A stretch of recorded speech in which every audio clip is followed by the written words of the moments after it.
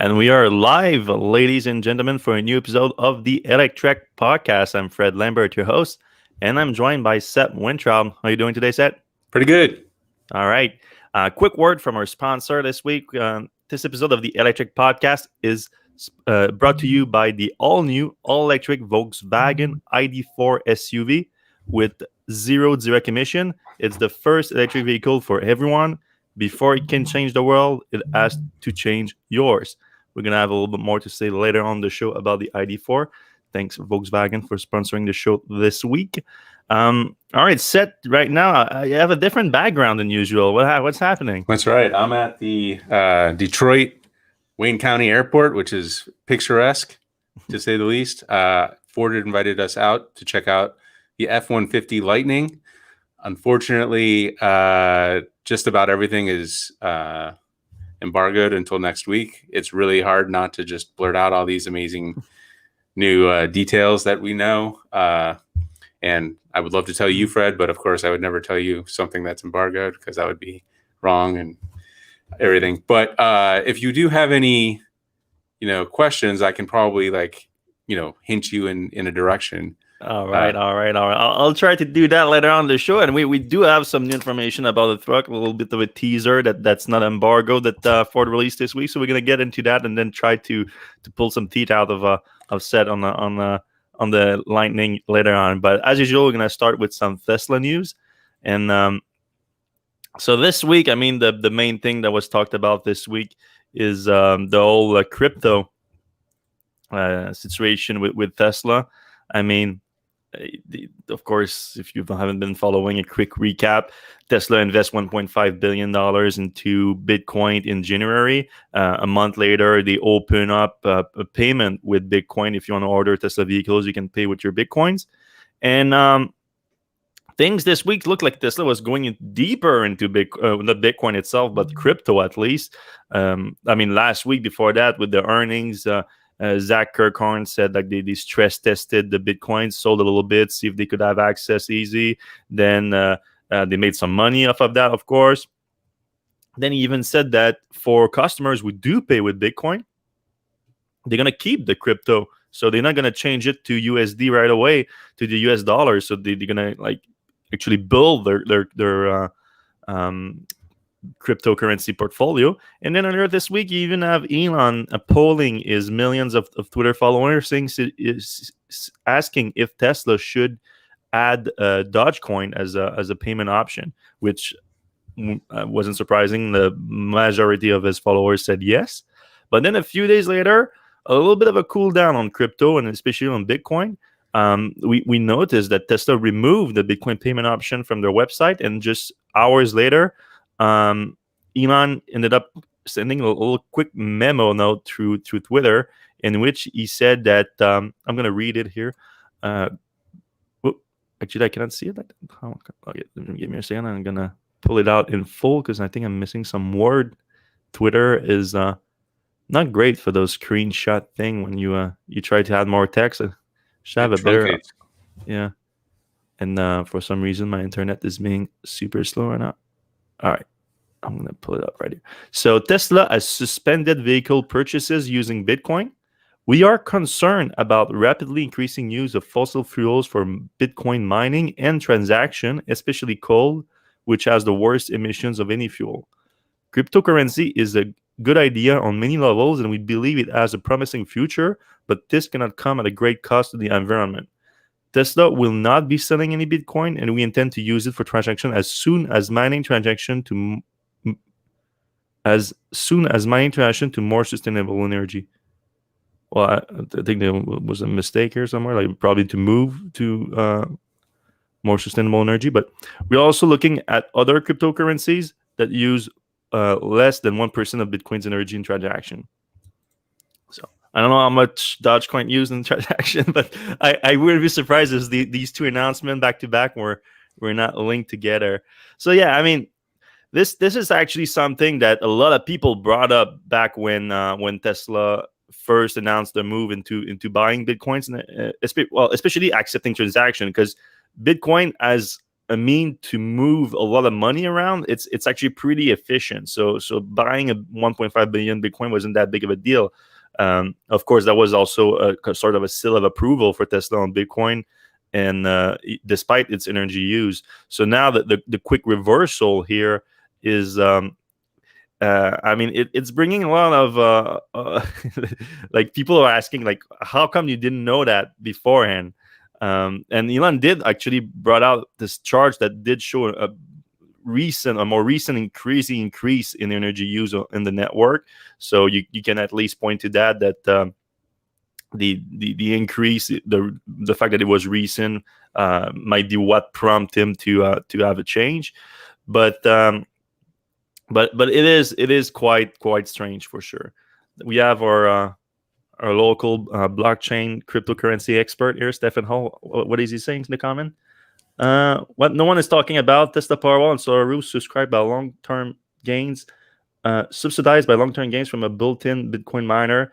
Easy on creating a problem for a future product. I mean, there's a lot of people that brought these kind of link to the situation, to the problem here, because a lot of people made a link to the problem that Elon is aligning with the Bitcoin, like Bitcoin being an interesting technology, but being powered at least partly by fossil fuel. And then you have electric cars that have a similar problem, where if you get your electricity from fossil fuel powered sources, you're not as efficient.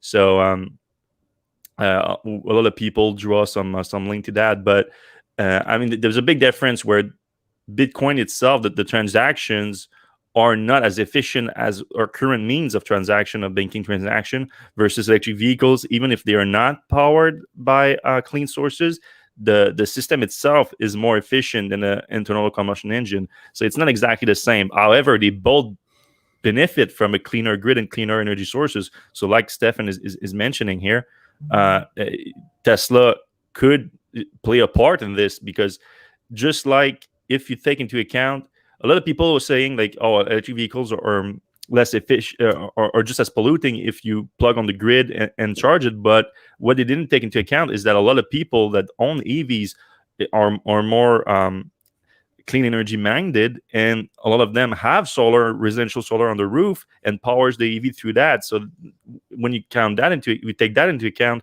it gives you much different numbers, of course. So something similar could happen. Like, for example, here I'm not mining Bitcoin, though I'm mining Ethereum, but I have 3 Ethereum miners in the next room that are mining Ethereum on hydroelectricity, which is a fairly clean source of power. So there's definitely a solution to this problem. I don't know, but it was a kind of a strange reversal last minute. What did you think of it, Seth? Yeah, the question I think everybody has is like, didn't Elon know like where Bitcoin, like didn't Tesla, like Greater Tesla, Zach Kirkhorn, didn't they do research into like where Bitcoin was mined, how it was mined in China, how most of China's grid is coal? It just seems like like, why didn't you know this? And of course, when they announced it, there was a huge backlash. So they can't say, well, we just found out about it yesterday. Like literally half the people responding to the announcement were like, how can you do this? This is a horrible mistake, and etc. Bitcoin right now is using about the same amount of electricity as Argentina, which is crazy. And, that's only going up. So it's a big deal. A lot of people, so there's a couple of ways to look at it. One way to look at it is that as the grid gets greener, Bitcoin will also get greener. So, in the future, Bitcoin could be green. The other way to look at it is like, for instance, in South Australia, when they have too much power, they could set up a bunch of mines. If there's too much solar and not enough places to use it, they could set up a bunch of mining rigs and make some money from the solar. I don't know if that makes a ton of sense, because you could always just send it into the grid and it can always, power some other stuff. So it's a complex issue. There's definitely a lot of nuance to it, but the initial reaction to me was like, Come on, you should have known that. Yeah, I mean, a lot of people are more maybe conspiracy minded people are like, yeah, well, it was all a ruse because, of course, Tesla getting into Bitcoin boosted the price of Bitcoin, and Tesla made some money off of that, literally because they sold some. Of course, it also boosted their the Bitcoins that they are holding.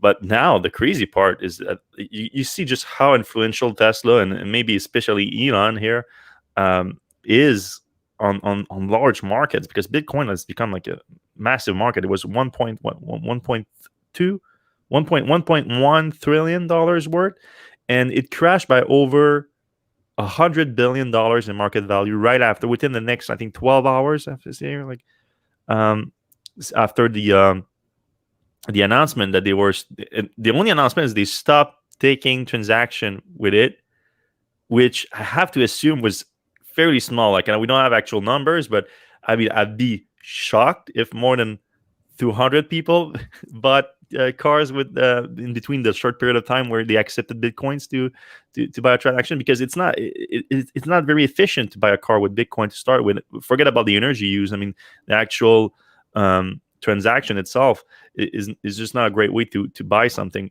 at this moment. It might change in the future, but not only that, if you look at the broader crypto market, it looks like Tesla wiped out, because the Ethereum also crashed. A bunch of other giant altcoin crashed too.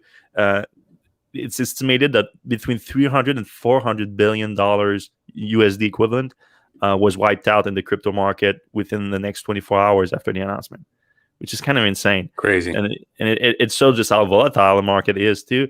Which, I mean, none of the people blame the market. It's not that big of a downside. I think it's still an emerging technology. It's normal that it's kind of volatile at this point, but the influence of Tesla and Elon here is what's very interesting in my opinion. Yeah. All right, we're gonna move on to the next non-crypto Tesla news. An interesting news this week came from Reuters. They said that they have sources that state that the current renewable credit market for biofuels or alternative fuels is Tesla is trying to enter that market because there's a reform apparently coming. So that this giant, like the U.S. renewable credit market was meant to set up like biofuels, and currently it's completely dominated by the ethanol producer. And there was a way to subsidize them, encourage a bigger mix of biofuels into the U.S. market. And but the actual goal of the program when it was set up in the 2000s under the Bush administration was to move away from foreign fuels and the dependent on foreign oil. And you look at electric cars, and that's exactly what they're doing. It's the same goal, really. So there's currently an effort within the Biden administration, apparently, to reform the program run by the EPA. And there's 8 companies that have applied to be part of the program. And Reuters reported that Tesla is amongst them. So it's not exactly clear what form that will take, because the program is not exactly set up right now to have electric vehicles. You would have to track basically the energy. Since it's a renewable credit market, the car has to be powered by renewable energy. So Tesla would have to track the renewable energy going into the car. So whether from the supercharger, whether from your home too. Like if you have a customer that has solar on their home, or is getting like hydroelectricity or whatever, wind power, that could actually be accounted for, because Tesla is enabling them to power the transportation with renewable energy.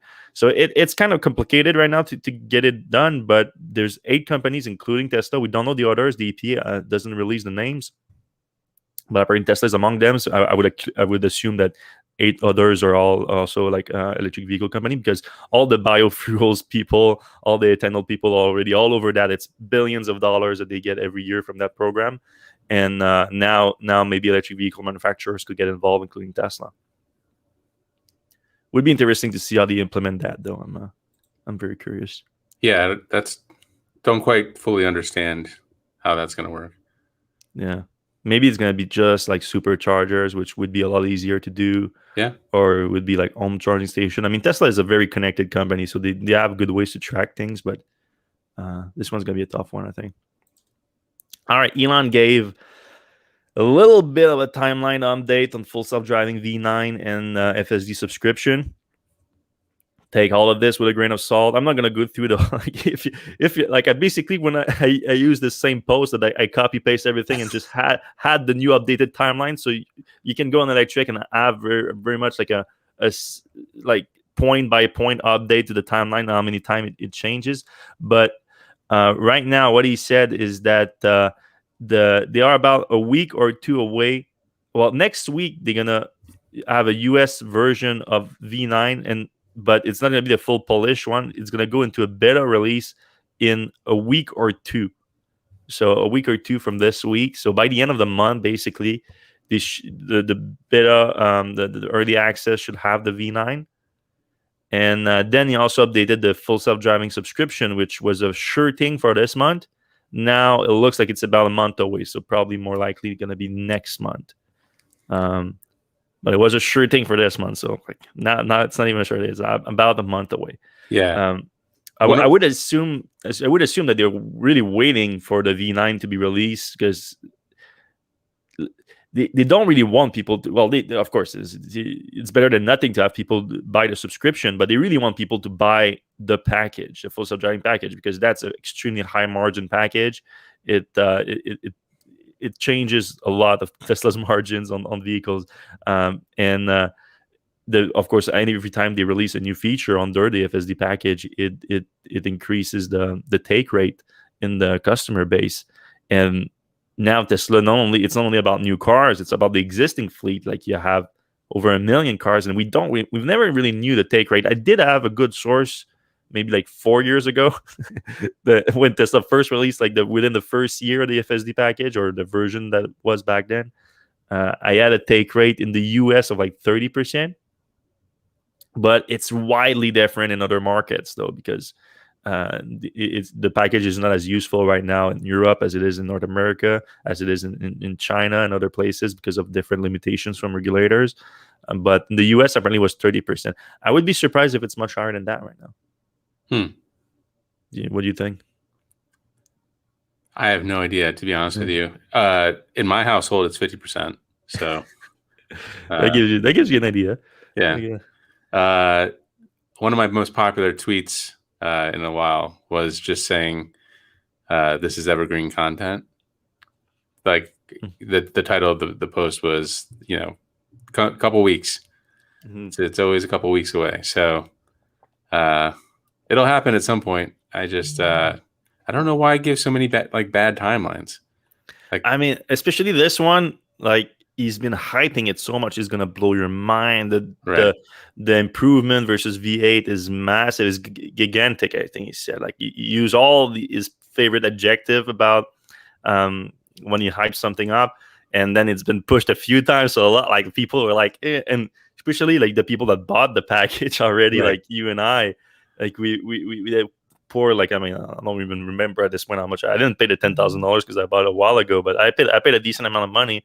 You paid? Did you end up paying the $8,000 for it? I think, right? Yeah, $8,000. Yeah, the $8,000. That's a lot of money. So you haven't had your money's worth for like a year now.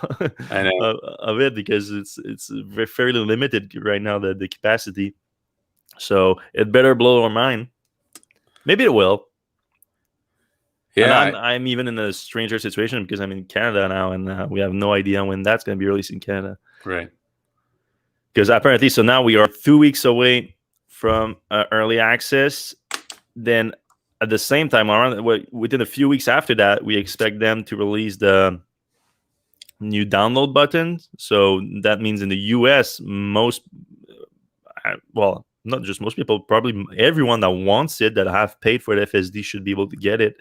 But then the expansion to other markets is based on a bunch of validation and everything that we don't know the timeline of, and most likely Tesla doesn't know the timeline of that either. Well, definitely Tesla doesn't know the timeline of that. Right. So what do you think? December 31st this year, do we have the FSD in your car yet? Yes or no? What do you mean, the level 5? Like Yeah, through well, FSD? not real FSD, but the Tesla FSD. Like, Well, do what do you you mean? have the button that you can do beta Oh with? yeah. Well, yeah, for sure. I think that's. Yeah, I'm not. Yeah, I don't doubt that. By the end of the year. Oh yeah. I mean, you that's not the timeline. No, you and I, me. I don't know. Me, I don't know. Like with Canada, it could be next year. I'm probably think like if it's not this summer or this autumn, uh, this fall, I think they're gonna push it to next year because you don't want to release that in the winter. I mean, already Autopilot is not that useful in the winter, or it's not as useful as this one summer for sure. Bringing a whole FSD in there, that would be a tough order. I'm pretty sure, I'm almost sure you're gonna like by the summer at least. Like if you're saying like a month away now, I mean, I think this summer you have it. That the real question is through level 5 full self driving, which has been I the mean, promise too. let's put it into perspective. Like in 2017, he was talking about a car driving across the country by itself, Mm-hmm. right? 2017, and that was like by the end of the year it was going to happen, or next year or whatever. Okay, to be fair on that, I do believe him when he said, because the explanation on that is like we could do it, but we would basically have to cheat. Like it wouldn't be what we want to do, which is a through like driver, like a AI driver would have to plan the route and everything and make it work, which other people have done. Right. So it's not that impressive anymore. And so I do understand his point on that it's not it's not that important. However, like I'm not defending his all the other timeline of FSD that he missed. That's not what I'm saying. But I say I do understand that point. And I don't know that if you're gonna get full self driving any of the year, but it's not even gonna be up to Tesla. I mean,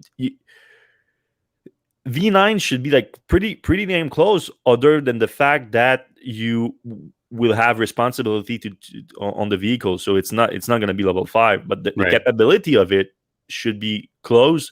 And now we know the 1 to 2 million miles between driver interaction is the goal. So until they reach that, they're probably not even gonna like try to have it authorized as a level 5 driving with the regulators. So it's what I really want for Tesla by the end of the year. I don't want level 5 full self driving. I don't. It's too big of an order for That's Tesla. a child's toy. Yeah, what you're referring to is a child's toy. Yeah. What I do want is V9 and the whole shebang available to everyone who bought the full self driving package, which they deserve. Right. And then Tesla be more transparent with the data that they get from the program and release the driver's interaction miles between driver's interaction within the whole fleet that have FSD, and release that every month, and we see the progression so that we can get a good idea on when it's possible to actually have a true level 5 autonomy. If this like they owe us that, I feel like, because Elon keeps selling the FSD packages to us with those promises. So like show us a clear path. I feel like he owes us that at least. Yeah. I think it's not too big of a request.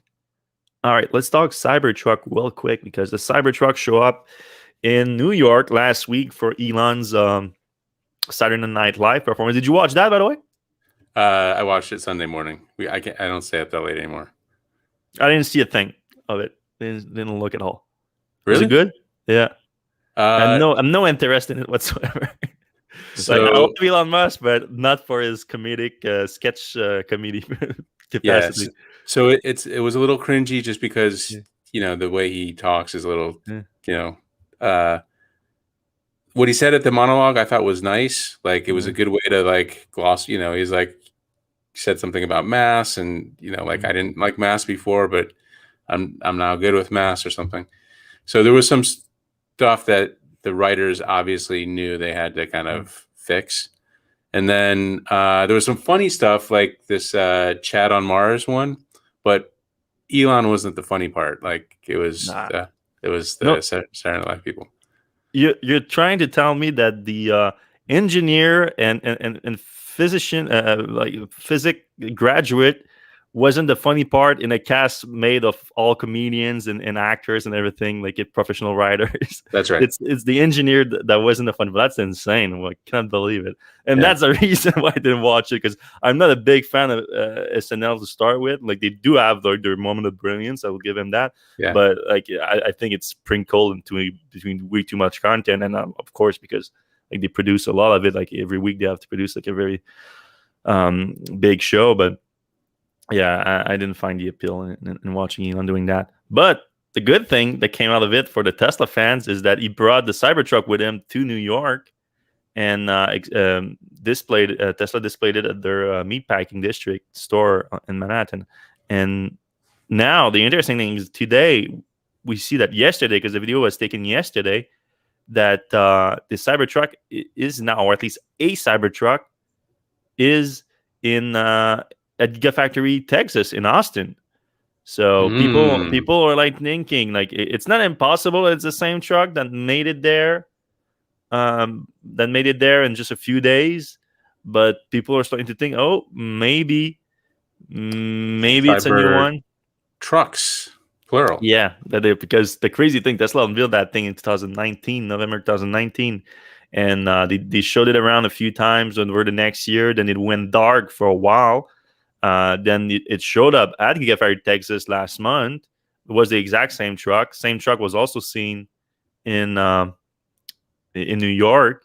So as far as we could tell, Tesla has only one truck, which is kind of insane if you think that they are supposedly going to bring it to production by the end of the year. Normally, you have to have a bunch of prototypes going through extensive testing, though we know Tesla is kind of weird about that. Yeah.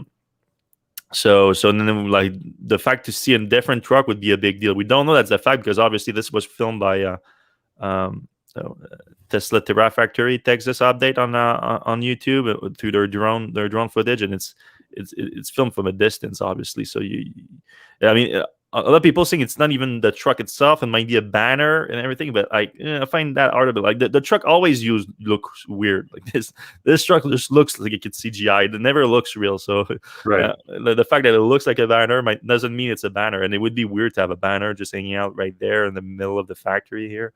Though it's weird that the truck would be there to be fair. So it's a whole strange situation, really. All right, last tidbit of Tesla news, and I'm going to preface this with a quick statement, because I'm going to stop reporting on this guy, because I think that's what he wants, but I'm just going to discuss it on the podcast, because we didn't go into details on it in the podcast. So just to make sure, because we do have some people that don't overlap between the podcast and the website. So just to be clear, so the situation is with this guy here. I'm not even going to name him now.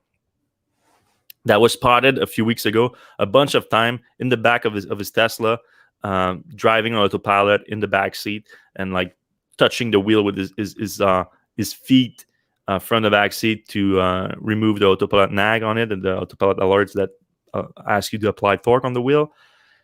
And we wrote an article on him, because it was a bunch of times they was doing that, and people were like spotting him and everything. And I'm like, this is dangerous. This is reckless driving. He needs to be arrested for it. Like, this is completely illegal to do. It's giving a bad name to the autopilot system, which is a driver assist system and not a self-driving.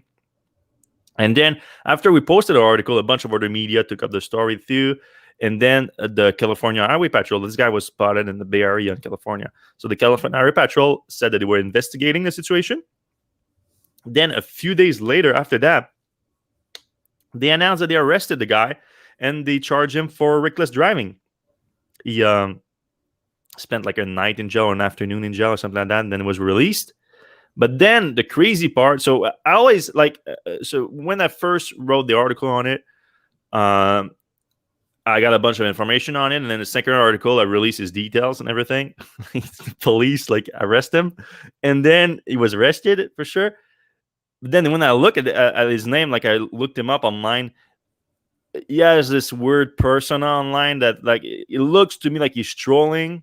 I wasn't impressed because like a lot of these kids these days, like the way that they flash their wealth and everything, like the rich kids, like you don't even know if they're trolling or not. Like if it's a joke to them, or they're just that disconnected with the world. So I wasn't 100% sure, but now I can definitely be sure that the kid is trolling. Is just like completely out of his mind with it. I thought that he wouldn't like the bad press on him, but he actually enjoys the bad press. So whoop, that means we cut him off right away. Like we don't play his game anymore. We won't report on his thing. But apparently, like now he's all over the media. He bought another car right after the fact, and he started doing the same thing again. And he's like, arrest me again or whatever. So if you're in the Bay Area, be careful because this guy might be driving around from the back seat, and he's trying to get some publicity now, apparently. All right, you want to do the? Yeah, all right. So we're sponsored this week for the first time by Volkswagen's new ID4 SUV, the all-new, all-electric Volkswagen ID4 SUV with 0 direct emissions was created for everyone. You'll get tech features that make you wonder how you ever survived without them, like a powerful voice control system. With an optional panoramic glass roof, all you have to say is, "Hello, ID, open sunshade," to enjoy the sunshine hands-free. Before it can change the world, it has to change yours. Learn more at vw.com/ID4. Yes. All right, let's move on from Tesla news now. So something that is going to be fresh in your mind, Seth, the Ford F-150 Lightning. So that name was revealed this week with this nice little teaser, right? I think there was another one too. So this one right there too. So this is the front end of the car, or the truck, I should say, apparently. Yeah, notice that light bar goes all the way across. I feel like I've seen that somewhere. It's pretty intense, right? Yeah. And the name Lightning, and you see the bed here. Well, of course, it's not a big teaser. You only see like one panel on the car on the truck, but the Lightning is pretty cool with the T with the little lightning strike in it and everything. Interesting. And the big news that they released with that is that it's going to be unveiled on May 19th, but Seth is already in Michigan. Already got a preview of the vehicle. And let me just ask you this then, like, because we have a pretty good idea what the truck's going to look like. It's going to look like a F-150. But the big question here, because all the other trucks, really, the Cybertruck, the Rivian truck, the Hummer EV, though the Hummer EV is kind of in the super truck class, like it's not with the other pickup truck. We all have the specs on those trucks.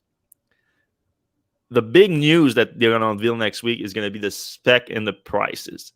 So if you had that information, would you feel like the truck is going to be competitive with those other vehicles? That's a big question that we're going to have. Oh, for sure. And I think Ford knows they have to be competitive. Yeah. Like they wouldn't even roll it out if it wasn't competitive. So, I imagine like whatever the starting price of the Tesla is, and we know Tesla, how they are with prices, like the $35,000 Model 3 came and went pretty quickly. So even Tesla is not perfect with prices, but I think Ford knows that it has to be competitive there. So it couldn't be competitive on pricing and on specs? I think so. I think, there's a starting tier, and then there's there's a God tier too. And I don't know if Ford's thinking God tier, but, Ford has a lot of pickup customers out there that I don't think they want to lose any of them. So they're going to be competitive, I think. Yeah, I mean that's the. I don't know how much you can say. That's why I'm being careful with my question here. I don't want to get you into trouble. But what I want people to know, and I'm sure you experienced that today getting into the truck, and that wouldn't be breaking the embargo here, because for people that are not familiar with the F-150, the gas powered version, is that it's pretty plush inside. Like it's a very comfortable vehicle inside, and it's made it the reason that for sure it's the best-selling passenger vehicle too in the US, on top of being the best-selling truck, because it's like buying, other than the utility of it and the capacity and the power and whatnot, it's just very comfortable inside to drive around. Of course, if you're just using it to drive around in the gas-powered version, you're not being very efficient. No. Now, if you're doing with an electric version, that's different. So now you can enjoy the plushness inside and everything, and not feel too bad if you're not actually using it to tow a bunch of things around and your tools and some lumber or whatever you're supposed to use a truck for, off-roading and things like that. I'm excited for it. So when do we get the actual information? So it's May 19th. So that's there's a series of embargo leaks or embargo dates, and there's actually sorry. We're planning some leaks. No leaks. There's 3 different ones next week. Okay. I don't think we should probably say exactly what time, but like mid next week, there'll be 3 different things. One is about the fleet stuff. One is about the driving impressions of it, and one is the specs.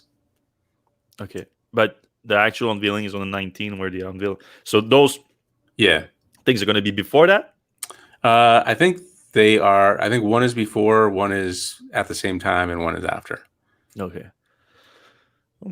Interesting. All all the automakers, for people who are not like in the business, like they're being weird right now with the whole pandemic and how they release their vehicles. Like it's not because they don't have a regular in-person event, which I mean this one is the closest to being normal too, because they actually have you and a bunch of other journalists there to see the car beforehand. But the actual unveiling, they're being kind of weird about it. Like they always do tidbits of information at the time leading to an actual unveiling. By the time the unveiling, people are not even that interested in it because they know almost everything about it. Right. It's kind of strange situation. Hopefully it's gonna be the last few months of that, and then we can go back to a more normal event type of unveiling. And then of course, getting you to events in the US is almost impossible now because of the border. Yeah. It wouldn't be I could get in, but it would be a nightmare to get back and everything. So I have my vaccine appointment now, but should be vaccinated by the end of the month. So I mean, now by the end of June, I can start moving around a little bit. Got to get your vaccine passport. Yeah, crazy thing. All right, Subaru also had an announcement this week. Their SUV, they released a teaser, an image that you see right there, and the name called Solterra. And it's going to be coming to the US next year. So that's it. That's all you get here, those 2 teaser images. The name, which is based on the Latin words for sun and earth. And we already knew that they're going to release something this year, or announce something this year for release next year. That's going to be kind of a Forester-sized electric vehicle. So we think that the Solterra is it. In the release...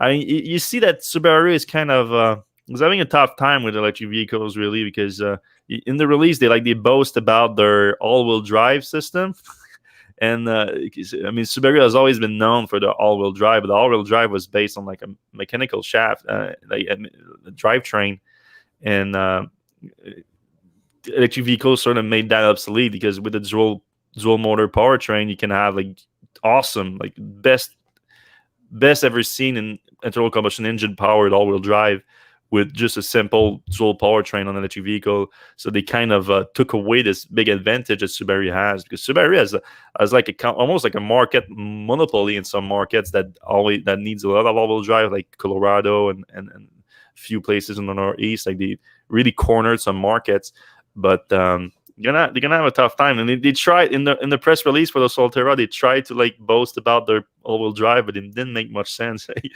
okay, you do have a great expertise in all-wheel drive, but I don't see how it's gonna transfer into an electric vehicle all-wheel drive. This expertise is kind of obsolete in all-wheel drive, I feel like, in electric vehicle all-wheel drive. But still looking forward to see what they come up with. And that vehicle is, of course, also partner with Toyota, and at Subaru and Toyota, they are partnering on their effort to bring electric vehicles to market in the US. All right, the GM Chevy Bolt EV and EUV just got today their official EPA ranges, and pretty much hit the mark, except for coming a bit short on the EUV, on the bigger crossover version. So when they announced it, they were talking about a range of 259 for the 2022 Bolt EV and 250 which is 402 kilometers for the EUV. Based on the EPAs today, hit the mark perfectly with the EV 259, EUV 247. So a big old miss of 3 miles, which is really nothing.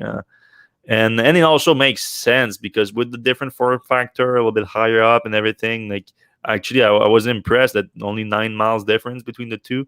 Now you get 12 miles difference. It makes a little bit more sense, and it's still great range for an EV of that price. You see the efficiency here: 120 equivalent miles per gallon versus 115 for the EUV.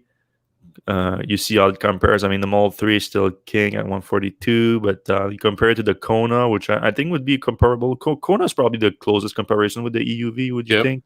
You tried both, or at least you've been in both? For sure. So 120, like it's comparable. Like Kona is a little bit more efficient too, but still very comparable. The prices, of course, where we were excited for the Bolt EV and the EUV, 32,000, 34,000 respectively. And of course, that's before incentive. If GM get back access to incentive, those cars are gonna go quick.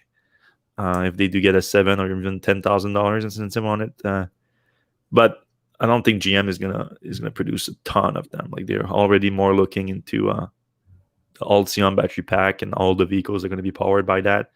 Is like you don't think like GM is gonna just out of nowhere ramp up production to like 100,000 of those per year? I don't know. I mean, they said they could mess with the mix, so they could make a lot more of the EUV and a lot less of the EV, and then they could switch it up and make a lot. They could go back and forth. But I don't know what their total, battery from LG mix is going to look like. I don't know if they have a top end there, because they can always, throttle the advertising. They don't send cars to dealers.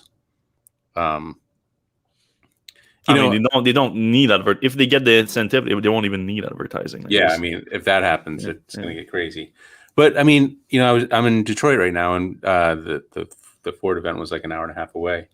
I'm driving. I drive by a bunch of dealerships on the side and by the highway, and I don't see one electric car. I didn't see one Mach-E in the Ford dealerships. I didn't see one Bolt in the Chevy dealerships. Like they just don't. They're not trying to sell them. Like the dealers just don't care. I think they care, but like in the opposite way, where they actively try not to sell them. Yeah, for the Ford, I'm doing some research right now. I'm hearing that there's this kind of quick, decent amount of them out there on dealers' lot right now that just they're not going away. And like in a bunch of dealers are trying. It's not necessarily the demand is not there. Apparently, like some dealers are trying to mark them up, which of course we're not really happy about. No, and it shows the advantage of Tesla of just controlling the prices there. Yeah, I mean dealers really. Doesn't seem like they're adding a lot of value. Yeah, you can say that again.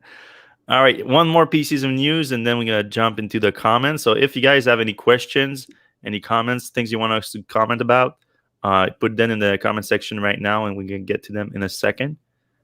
But lastly, the last piece of news is the EQT from Mercedes-Benz that was unveiled this week, which is a new electric minivan. There's not a lot to talk about other than the concept itself. It is a concept. They unveiled it as such, and they unveiled it as like this is going to be the new T-Class, the new segment, the new lead, the new like flagship minivan for them in the T-Class segment. But they talked about it as like we're going to release a gas-powered version of that. But of course, the EQT, it's called the EQT concept, and the EQ is the electric brand from Mercedes. And they did say that they're going to be an electric version, but they didn't release any specs for it with the concept. So all we have is the actual vehicle here that you can see, which is looking sharp, to be honest. Like the exterior is certainly nice. I think the interior is a little bit more controversial. It looks a little bit like the ID4 on the inside, to be honest with you. Yeah, like with the white steering wheel and on the black. I think the exterior though looks better than the EQV, which is the bigger version, bigger electric van that they have. So they look like you can have some pretty decent configuration here in the back. Everybody loves the third row. Nobody really needs that the soccer moms don't really need the off-road capability of a SUV. So why not get a minivan? Mm-hmm.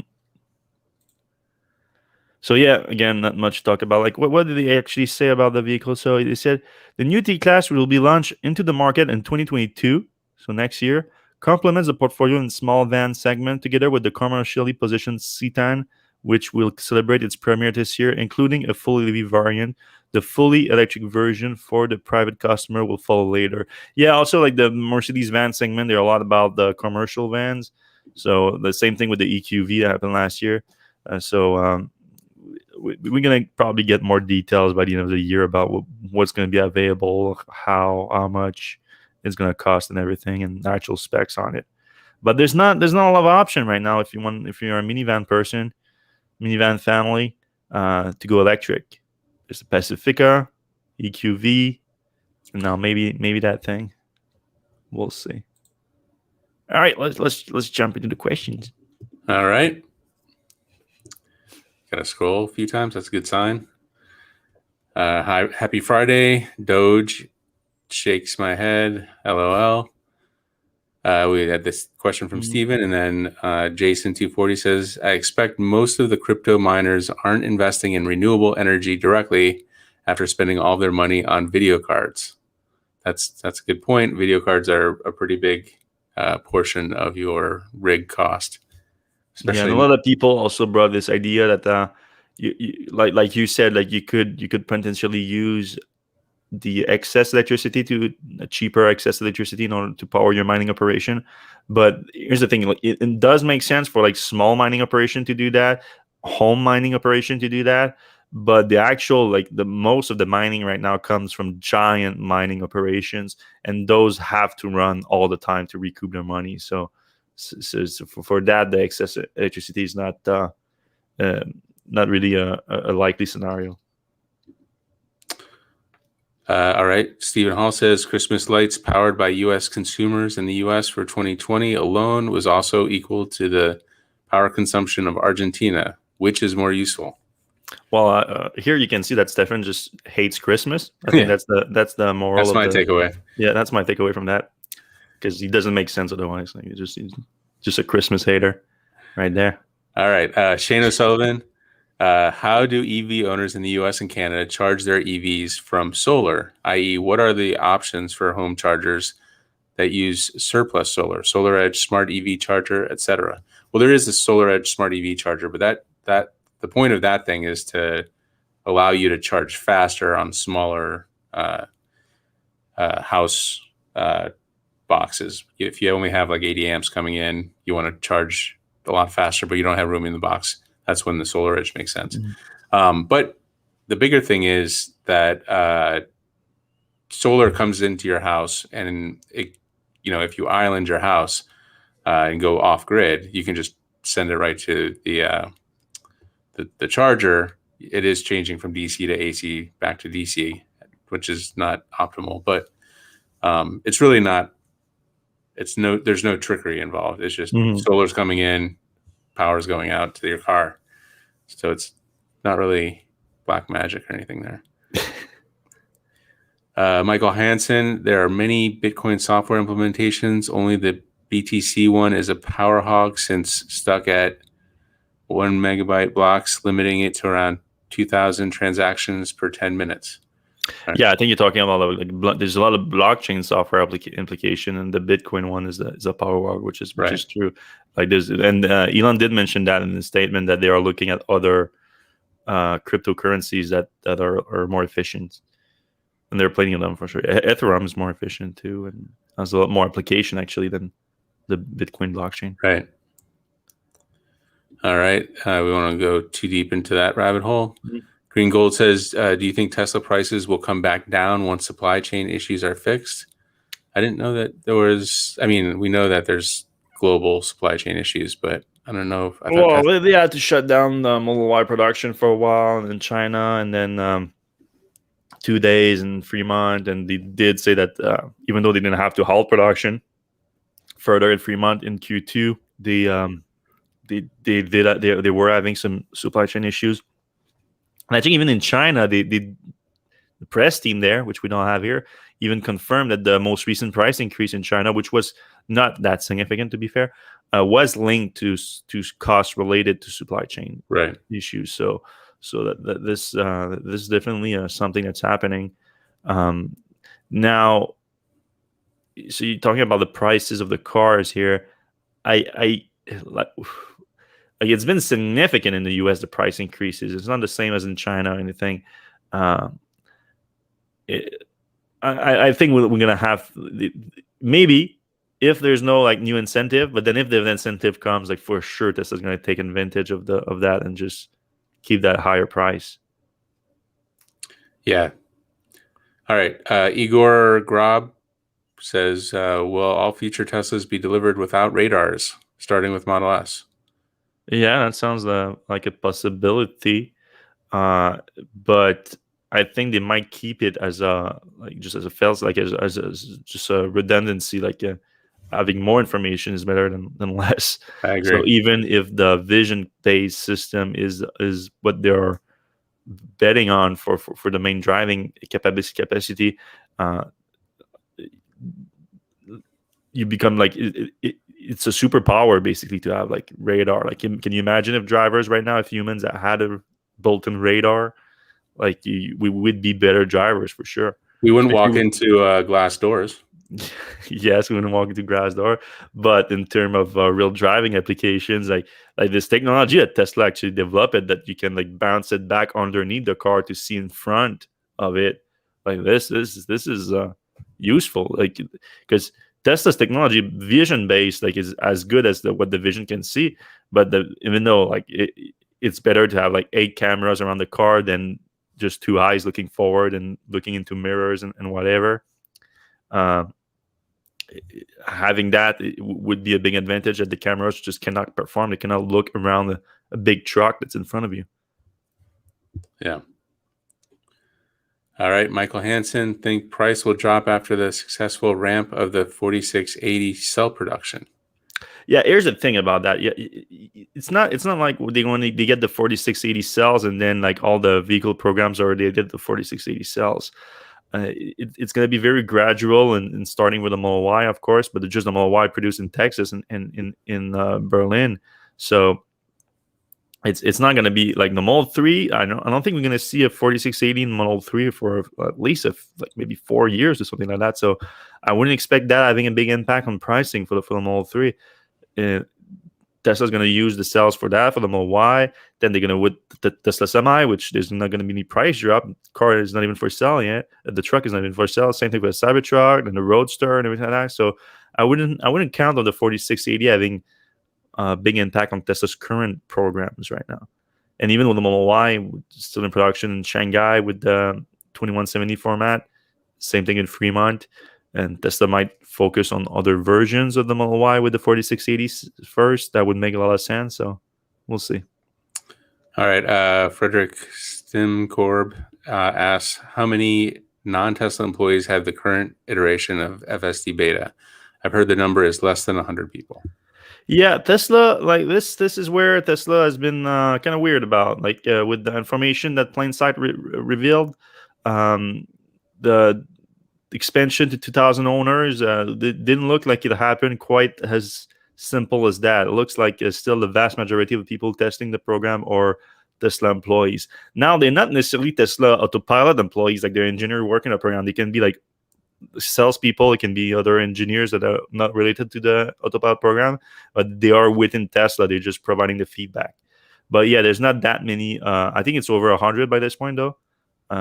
But I don't think it's like 1,000 or something like that. All right. SNL shows Musk is actually human. We found something he's not good at. Well, there's quite a few. I mean, you could say COVID and women and not a lot of things. But yeah, certainly acting is not one of them. All right. Station 240 says Elon's deadpan voice was kind of funny. He's a funny guy. During like his presentation, like Tesla earnings, and he's not never that funny in the earnings, no. But investor presentation, he has some good lines and some interviews. He can be very funny. I'm not saying that Elon is not funny. I'm saying that he's not an actor, he's not a comedian, and that's where those people shines in those sketches and everything. Like he's not. I just didn't get that. SNL hasn't been funny in over a decade. I believe that's your. We found your YouTube account, Fred. Station 240. Wonder where Tesla are keeping the melted down starships they said they would use to make the first batch of Cybertruck. I don't remember that. Whoa! Who said that? Hey. I do remember, saying that they will use the same alloy that they use for Starship as they will use for the Cybertruck. I never heard that they are recycling the exploded Starship, which now there's quite a few of them. Like the one that they just landed was like what, the fourth or fifth one? I don't remember. But that's a fun rumor to start, though. Yeah, that's a fun rumor to start, and like especially if they do, it's actually a production one. That would be crazy if they like. You have, that would be a good marketing thing too. Oh, like, yeah, you do a Founder series with Cybertruck, which has Starship melted in it. I mean, you can rack the price up on those. Honestly, let's DM Elon that idea right now. All right, I'm gonna do that. Yeah. All right. Frederick Sternbaum again. ID4 is a bit of a bargain with the new tax credit. I agree. Like, it's a pretty good price. Obviously they're sponsoring the show, but like. I drove one. It's a nice car. It's not my big complaint with the ID4 was it's not super fast, and also the software needs some updating, but that'll come. Mm-hmm. But we know the ID4 is going to have some an all-wheel drive version that's more powerful. So like pretty nice car. Yeah, and most people don't really care that much, like because Tesla made was so fast. And now people care, like your new EV comes out, if it's not as fast as Tesla, it's like, what? We thought that's what an electric vehicle is. Yeah. But then no one cared about that when buying like 90% of the vehicle out there before that. Right. And the Nissan Leaf wasn't tearing up the roads. No. All right. Next question. Thought they would call it the Mustang Mach-T. Oh, that's a Ford joke. The truck called the Magnum. You want to piss off the Mustang fans even more. You make it an SUV and then you make it a truck. All with electric. Yeah. Green Gold. Where will Ford get its battery since SK Innovation lost its lawsuit to LG? I believe SK. So Ford is using SK Innovation to source its batteries for the Lightning. I think that's public. If not, I'm sorry. No, it's public. It's public for sure. Yeah, they did complain about it when the judgment was put forward for the lawsuit, where they said, "Hey, you said we're okay with it if you give us like a 6 months delay on the judgment. No, judgment on the ban." But then I think they lifted the ban now. Now they found a solution. SK settled with LG, as Frederick Stimkorb notes. So yeah, it's all good with SK. You just gonna have to put like a quick $1 billion in LG's pockets. And exactly. What's your view on Ford introducing ads into their infotainment system? That was like one of the patents. I don't think a patent means anything. I want to be optimistic on this one, and I think like what the guy is talking about here is like Ford patented technology that see billboards, like you instead of having billboards on the highway, or even if you still have billboards on the highway, you beam them into ads inside the vehicle instead, which is kind of dumb.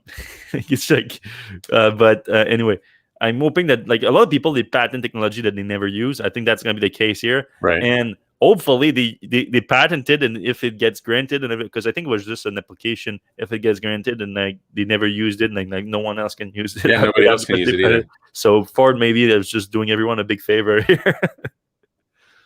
Taking one for the team. Yeah. You know what's interesting is cars have cameras, and there's like those QR codes everywhere. Like you could say, all right, if Tesla Cam detects QR code, open on whatever. Yeah. The hardware is already there. It's just software. All right. Question part 1. Oh, we got a two-parter. Regarding the Subaru all-wheel drive, do you think the public will be aware of the fact that electric all-wheel drives are superior to the old ICE all-wheel drive. I think that's pretty obvious, but don't put anything past the general public. I don't think. Yeah, that's a tough question, Philip. Like, that's a tough one. I think, like, obviously Subaru is already betting on no. Like that, like they are. Looks like their marketing is trying to aim as like let's like still be heavy on all-wheel drive is better, even though it's probably going to be extremely similar once they move to a dual motor all-wheel drive. But I mean, I think the point is moot because this is just one of so many advantages of electric vehicles that, like, it's not going to matter. I think. I mean, that's not a lot, and it'll come through in the test drive. On the other hand, we do have people in the general public filling up plastic bags with gasoline this week. So, yeah. Part 2: Subaru has been brainwashing the public for so long with their superior all-wheel drive. I think a lot of people have that burned into their heads. Oh yeah, that is certainly going to work with some people for sure, because like I said, like there's some markets, like you go to Denver and like every other car is a Subaru basically. So those people are going to be maybe harder to convince, but I think once most new vehicles are electric, like it's not even going to matter much.